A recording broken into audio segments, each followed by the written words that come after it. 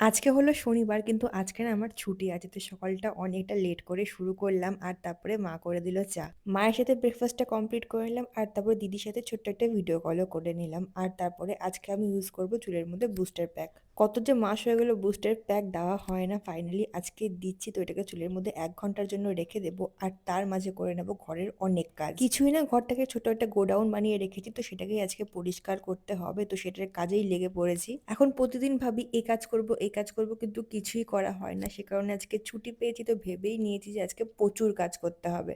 আর এই কাজের মাঝে কিভাবে যে দিন কেটে যায় বুঝতেই পারি না। কাজ করতে করতে একটু হাঁপসেও গেছিলাম। একা একা এত কাজ করা যায় বলো? তো সে কারণে একটু শক্তি নেওয়ার জন্য একটু ফলের রস খেয়ে নিলাম। আর তারপরে লেগে গেলাম আবার কাজ করতে। জীবনে আর কিছু থাকুক কিংবা না থাকুক, পার্সেল আমার কাছে থাকবে। তো সমস্ত কিছু গোছাগাছি করে নিয়েছি। আর তারপরে ১ ঘন্টা বাদে আমি শ্যাম্পুও করে নিলাম। এমন সুন্দর শ্যাম্পু করেছে চুলের মধ্যে অর্ধেক জিনিস লেগেই আছে। যাই হোক, একটা বড় কাজ আজকে কমপ্লিট করতে পারলাম।